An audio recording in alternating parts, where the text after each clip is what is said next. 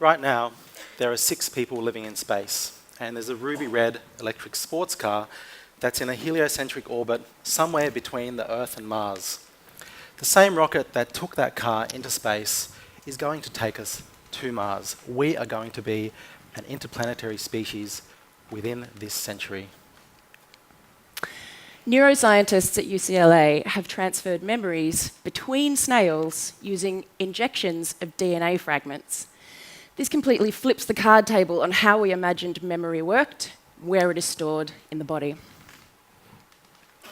The world's largest 3D printer lives in Melbourne, and it's capable of printing parts that are 40 metres long. It can print ship parts, rocket engine bits, and parts of submarine hulls. We are in the midst of a new age in manufacturing. And Canada has recently announced billions of dollars of new funding for new basic scientific research. They're illustrating their understanding that basic scientific research is fundamental to human progress. And Israeli biotechnologists have recently been able to create bones in a lab based on our own biology, compatible with our own bodies. These bones are 7 times stronger than ordinary bones and pave the way for being able to grow spare parts in a lab whenever we need them. And machines can now translate news articles from Chinese to English with as much speed and accuracy as a person can. Or perhaps you'd rather actually have a conversation with someone. There are devices on the market today that you can buy that allow you to have a mutually intelligible conversation with someone in a different language. Within all of our lifetimes here, one of the biggest impediments and barriers to human progress, language differences globally, is going to completely and utterly disappear. And every one of these events occurred since the start of 2018. So you might reasonably be asking yourself now, why didn't I know any of those things? Well, not so long ago, any one of those events was so implausible that no one was even bothering to say that they were impossible. And because of the way science and technology works, because of the way it evolves, because of the way we share knowledge, we tend to stand on the shoulders of more and more giants.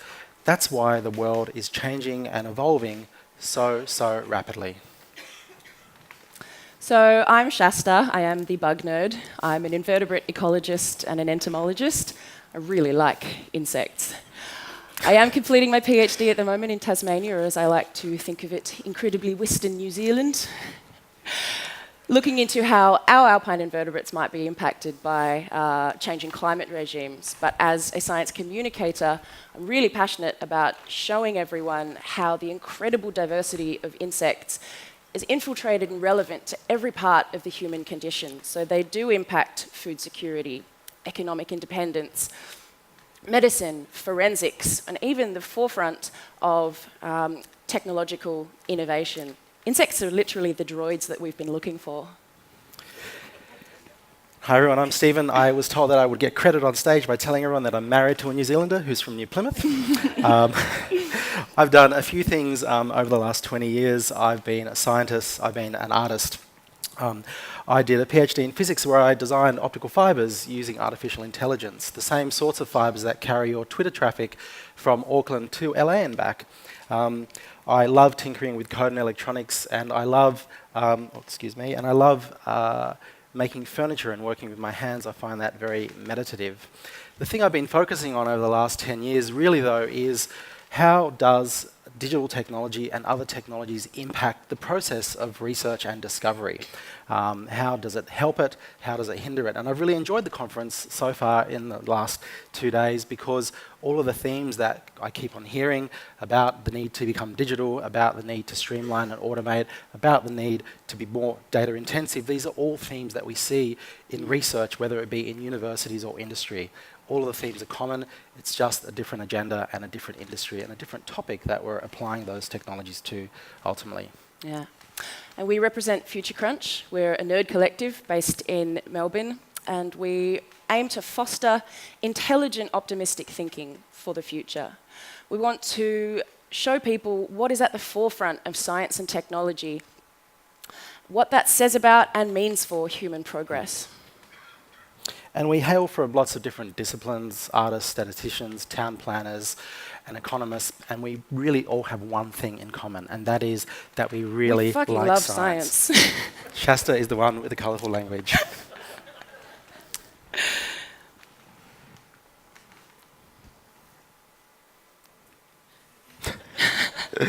So inside all of our brains, there's an alarm bell. That alarm bell is called the amygdala. It's the size and shape of an almond. When we see something really scary, the amygdala hijack overrides all of the higher level smarts in our brains. So what that means is that when we see a crocodile, we're running from it well before we realize that it's even there.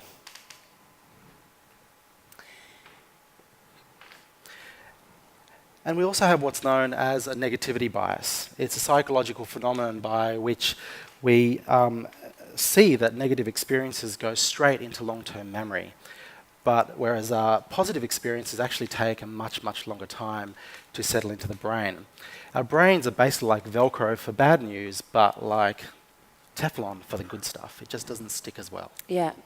It's the reasons why our newsreels look less like the sexy, exciting stuff from our opening slides and more like this.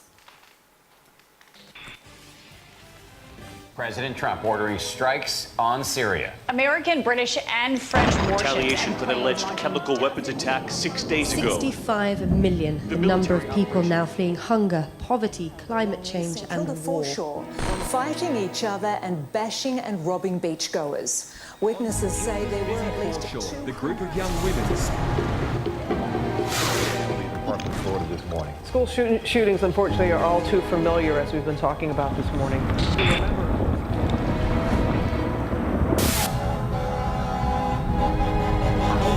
The floods, the debris, the lack of power, all making already hard to get to areas even tougher to reach. Frequent and ferocious thunderstorms. 16th of July on the Promenade des Anglais in Nice, to mourn the loss of life in yet another terrorist attack on French soil.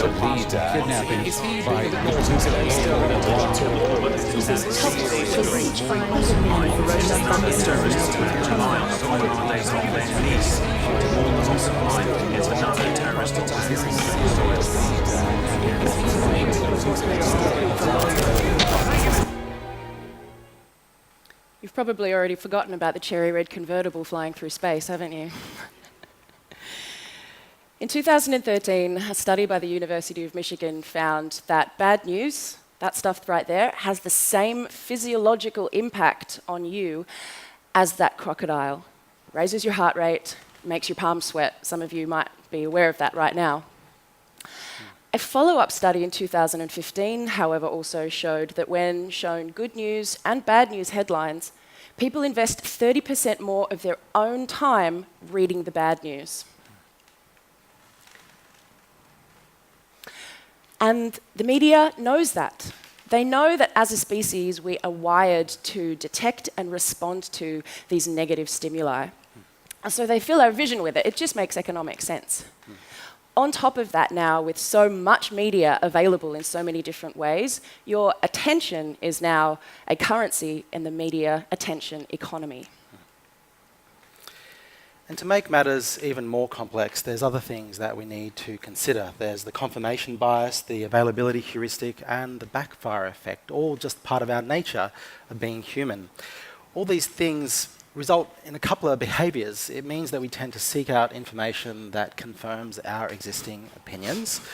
We also tend to most value information that we've come across and spoken about and read most recently. So when our opinions are challenged, the amygdala hijack actually kicks in mentally, and we feel challenged, we feel threatened, and we dig in even though feeling like our beliefs are being challenged, even though they may not be the most truthful thing or be the correct thing. This forms a feedback bubble or a feedback loop which traps us in these bad news bubbles. You are all responsible for working out how to get yourself out of these bad news bubbles that we find ourselves in. And we would really love to show you some ways how.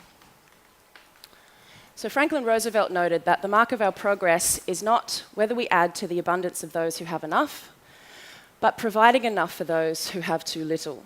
Well, in 2015, the World Bank announced that poverty had reached a historic low, proportionately and absolutely. Now only 9.6% of the world population still lives in extreme poverty. What our headlines should be saying every day is that 135,000 people were raised above the poverty line. And the world is actually becoming less violent too. Murder rates have come down in 66 of 85 or so countries that we have data for in the last decade. South Africa, Hong Kong, Russia, and can you believe even the United States? So violent crime in the US has actually fallen from its peak in the 1990s by about 48% to today, and by about 75% if you count for estimates of unreported crime. And according to the Global Peace Index in 2017, New Zealand is the second safest country to live in the world today, behind Iceland, which is awesome. And war has shrunk too, yet again something that sounds like fake news, right? All of the war in the world today is really restricted to an area between Nigeria and Pakistan, and it affects less than a sixth of the world's population. Put another way, never before has the war affected so few people, and as I said, that really sounds like fake news. The news loves to announce that we live in the most dangerous times possible, but the truth is that that is, statistically speaking, and to use Shasta's colourful language, complete bullshit. So what about the fellow horseman of the apocalypse, pestilence? Absolutely. Well, I love this one. Did you know that thanks to science, you can get a morning after pill for AIDS? In fact, access to post-exposure and pre-exposure prophylactics is set to reach 80% of the population who needs it by 2020. AIDS deaths have already halved by 50% since 2005. And with this kind of outreach, UNAIDS is now conservatively estimating, so it could happen sooner, conservatively estimating that we will see the last new infection of this terrible disease by 2030. AIDS, done. Or cancer. Since 1988, the 5-year survival of cancer in Australia has increased since diagnosis from 48 to 68%. And the gap that used to exist between men and women in their 5-year survivorship is closing. Or malaria. Thanks to the rollout of nets and vaccines and immunisations and other treatments, deaths from malaria, the world's most deadly infectious disease, have dropped by 60% since the turn of the century. In 10 years, we've increased the globally vaccinated population from 1 billion to 6 billion people. People are now protected from some of the deadliest and most debilitating diseases that we've ever faced as humanity. And the cumulative impact of treating these diseases has been a 50% decrease in the child mortality rate since 1990, or around 122 million children's lives saved. And their quality of life is improving as well. 9 out of 10 kids are now learning to read and write globally. This is up from 5 out of 10 in the 70s. And in 2016, 91% of the world had access to improved water supplies. This was up from around 76% in 1990. And at the same time, 1.9 billion people gained access to electricity. And the survival rate, due to better preparedness of humans with natural disasters, is at its lowest ever point in recorded history. Now, Roosevelt said that it wasn't necessary, but things are improving in the middle as well. So the women's marches in the US last year were the largest individual civil protests in US history. And the flow-on effect from that is that there are more women running for and acting in Parliament in the United States now than at any other time in history. 9 countries now offer other as a gender identity. Canada and Denmark have recently taken transgenderism off their mental health alerts list. And there are stacks of scientific research that connect this kind of equity, decriminalisation of homosexuality, legalisation of same-sex marriage, to improving mental health statistics in these demographics. And that translates directly into lives saved. Ireland has elected their first gay prime minister, and then Serbia kind of one-upped them by electing their first female gay prime minister. And many of you might have heard about the referendum in Ireland where they thousands of people flew back to repeal the Eighth Amendment, which is handed women back their bodily autonomy. So many people flew to Ireland, and I think this is beautiful, to honour the thousands of women who had had to leave the country previously to seek abortions in other countries. And a little detail of this story that I really, really loved. Many older expats who were no longer eligible to vote used the connectivity of the internet to put them in touch with younger people who did want to vote and couldn't afford to get to Ireland. They've linked up through the internet, sponsored one another, and gotten the referendum across the line. So let's change tact in the presentation a little bit. So how did this all happen? How did you just suddenly wake up and discover that all this stuff was happening in the world, some of which you may have not heard about? How is the world changing and improving so rapidly? And what does this ultimately mean for you, everyone in this room, both in your work lives and your personal lives? Well, we think the world is changing so rapidly because of access to technology and because of the way technology is developing and the developments that are taking place. Technology changes the marketplace. It has completely upended our business models, which has been a big topic of conversation in the last 48 hours.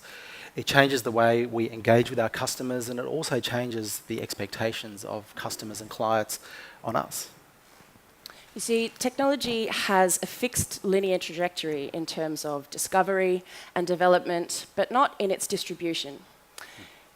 Countries, for instance, don't have to transition through a fixed phone line or dial-up internet phase. When smartphones become available, people can have smartphones. That's that leapfrogging that we've been talking about and that other people have been talking about. So in 1995, when I was 16 and I was very excited to be getting my first ever internet connection, who here had an internet connection when they were in about 95 or 96? Anyone? A few, great, lots, awesome. There were 16 million people online at that point. Today, there are 5.5 billion people on the planet over the age of 14. About 5 billion of them have phones, 3 billion have smartphones, and around 4 billion are online. Never before in the history of humankind have we ever seen a technology, the smartphone, being taken up at such speed and at such scale. Yeah. Myanmar is a really interesting illustration of this leapfrogging. So in 2011, when military rule ended and they opened their borders, phone penetration was at 7%. And in 5 years, it skyrocketed to 80%, majoritively smartphones. So companies were practically falling over themselves handing out phone sets to build brand following. But it's taken a country that was previously restricted in its gross domestic product because of intellectual isolation, now has apps for everything, their government, their healthcare, and agriculture. So this is a person using the Greenway app, which was launched in 2016, which now employs 18 people full-time. It offers professional advice on things like pesticides and pest control. It also links farmers together with one another to offer real-time, on-the-ground advice between one another.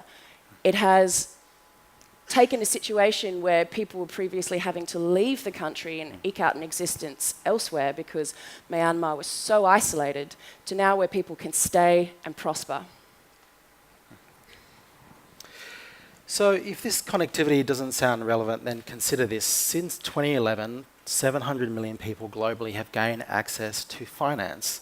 In Somalia and Kenya alone, the mobile platform is the dominant platform that is used for people to manage their money and manage their finances.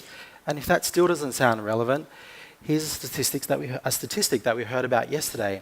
In China, transactions within their mobile phone payment platforms accounted last year in 2017 alone for around 13 trillion US dollars. That is 25 times more than the US in the same period. China is, as we've heard, absolutely leapfrogging to a cashless economy. So connectivity is a really, really big story. It's the story that we never ever read about in the newspaper headlines. It's the biggest story out there since the Industrial Revolution, and it all runs on code. You might have heard something along the lines of code is the new oil. Well, rather data. Data is the new oil, and code is the oil refinery. It's an incredibly special event because it's less like a product and it's more like an idea. You can create as many copies of it as you want. You can send it anywhere in the world instantly. If I share my brilliant idea with you, we both have a copy. Code doesn't depreciate. And code is at the heart of this communications revolution. It's a digital form of globalization that has opened the door to developing countries and tiny companies, to billions of individuals, to anyone, in fact, who's connected. Code is the basis today of how our machines engage with the environment around us, how they interact with it, and how they can dynamically, in real time, learn from that environment. They can streamline and automate things. They can read, they can write, they can listen, they can speak.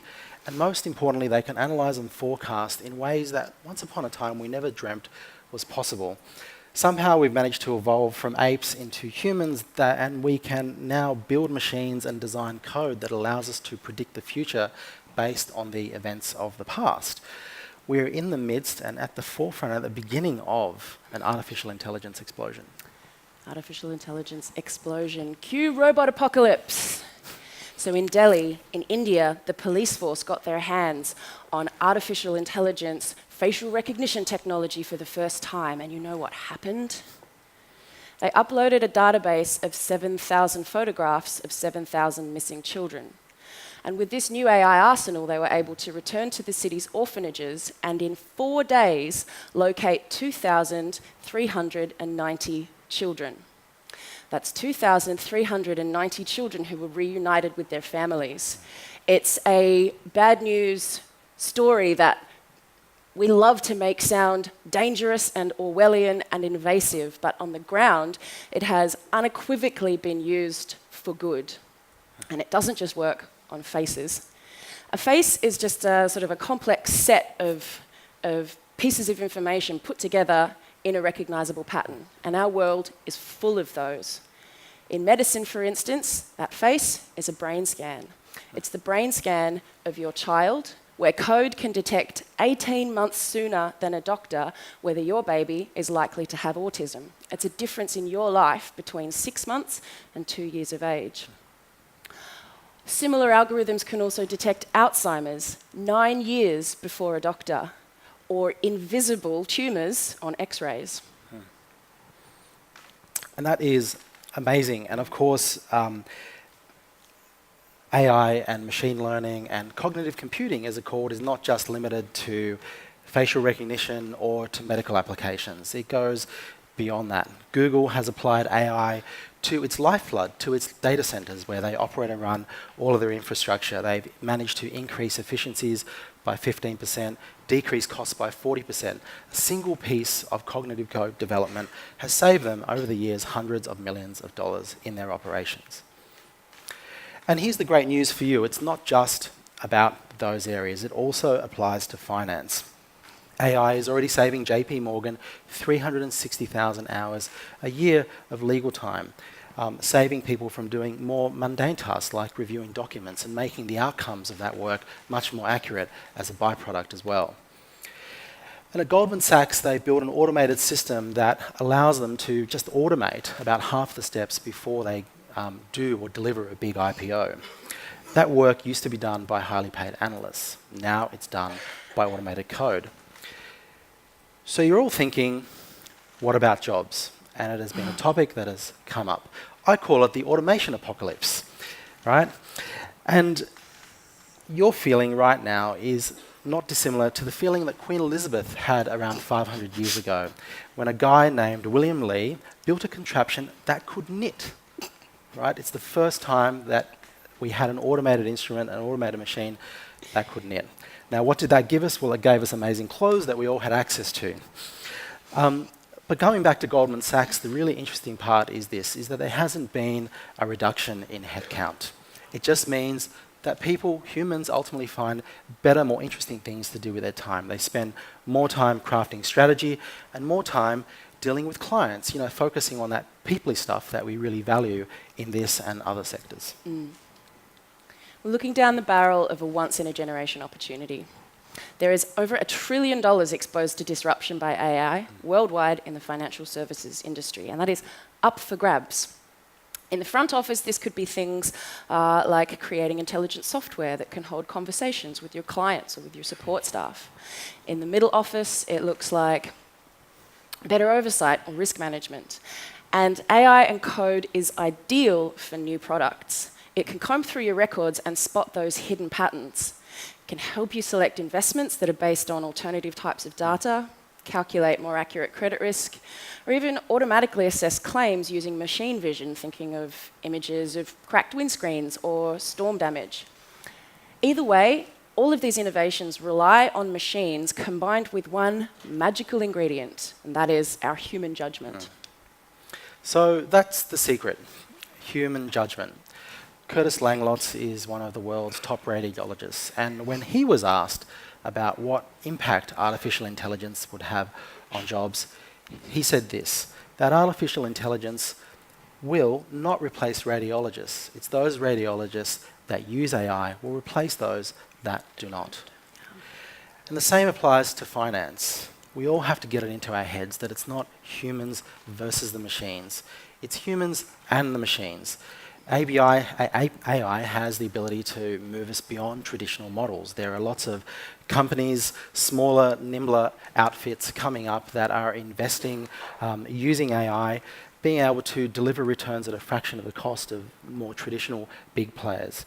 And because their products and their code, because their products are based on code, they're able to share these products and services and scale them out in a way that the traditional players cannot. So there's a real incredible opportunity here. You can embrace this now, embrace it early, and become cognitive. There's been a ton of conversation around becoming digital, but there's been next to no conversation about embracing AI and becoming cognitive at the core of your organization. You can get ahead of the game. There are so many free tools and free approaches available online that you can access with a connection online and a bit of good old ingenuity. So, a big topic that comes up is energy. How are we going to actually fuel this power-hungry techno-future? In the background, there's been a quiet uprising, a quiet revolution that's been happening. And it's not driven by altruism or politicians or environmentalism. It's just driven by the bloodless logic of the marketplace. Climate change might be controversial in the United States, but clean energy certainly isn't. And there's one key reason for that, jobs. The second fastest growing employment occupation in America is wind turbine technician. Number one, solar panel installer. Solar actually accounted for the dominant form of energy added to the grid in the United States in 2018. And for every dollar that America invested last year, China invested $3. They actually installed more than half of the world's clean energy in 2017. It's a country that's run by scientists and engineers, and they are demonstrating their understanding that building a low-carbon economy is the only way forwards into a viable future.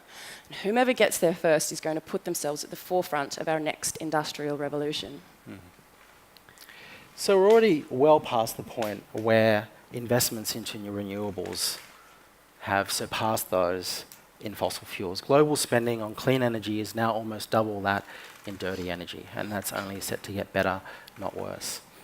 Did you know that India installed more solar last year than both Europe and the US?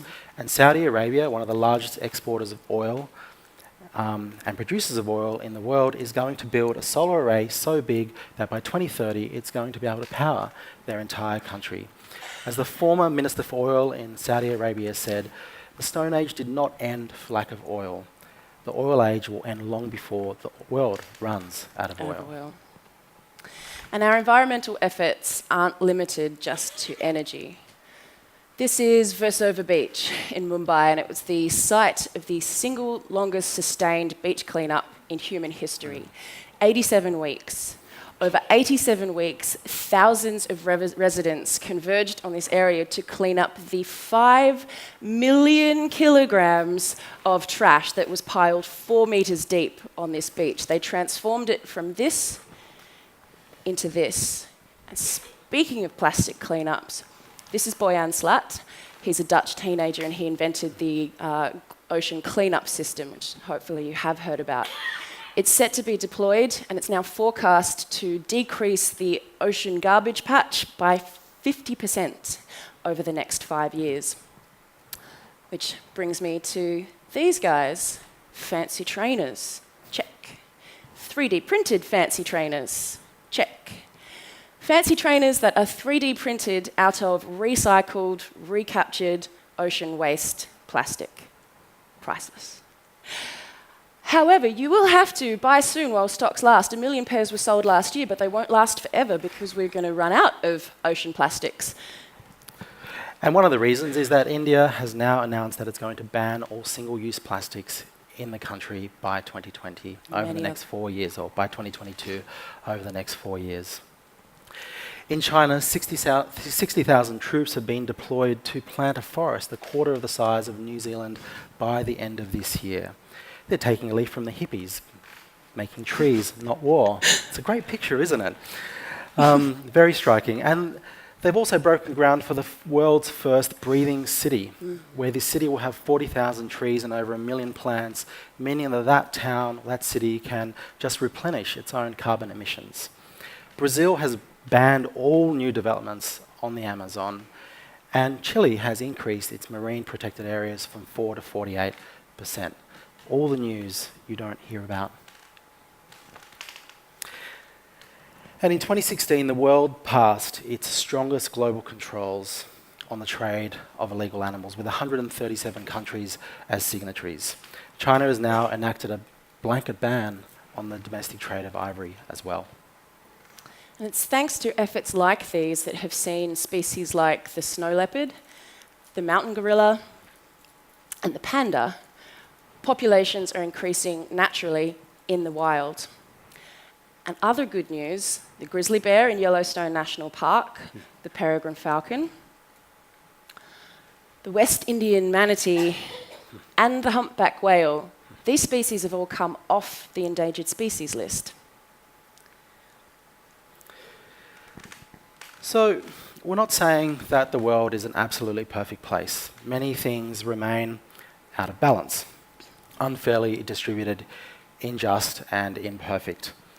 We have climate change, forced migration, an uncaring global elite, and political and religious extremism. This surge of improvement has so far not touched everyone. There are still millions that do not have access to the things that we take for granted today. But we have to be able to hold two ideas in our head at the same time.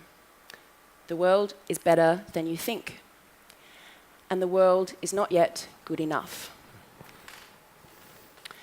Matthew Bishop, the former editor of The Economist, pointed out that the pace of change will never again be as slow as it is today. This is going to be the most transformational century since the dawn of humanity, and so will the next one. The thinking that got us into this will not get us out of it. And a critical part of navigating this explosion of possibility is going to be changing the way that we think. So we've spoken today about cognitive biases. And as we finish up, we want to leave you with some tools to take away with you. So firstly, you've got to understand where you get your information from. Knowledge is not as simple as what you know. For example, there's lots of people around the world that know that the world is flat. It's where you get your information and how you get it. So for example, just like when you send your child to a babysitter or a kindergarten, you would usually vet them. And you should be just as diligent about vetting and checking the information that you allow into your head and that you also share on to your communities and your loved ones.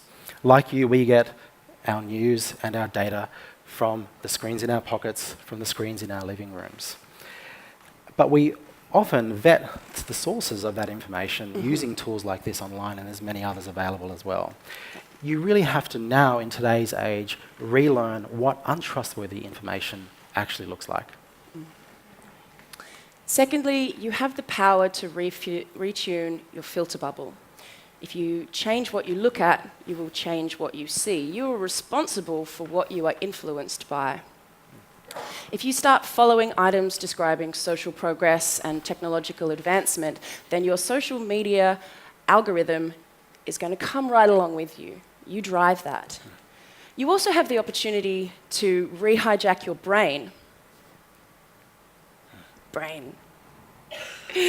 People who practice gratitude literally carve neural pathways in their brains which allow them to feel more optimistic more often. And people who hear good news experience a growing sense of confidence in humanity and in themselves. And these people are you and your loved ones. They are your clients and your customers and your team.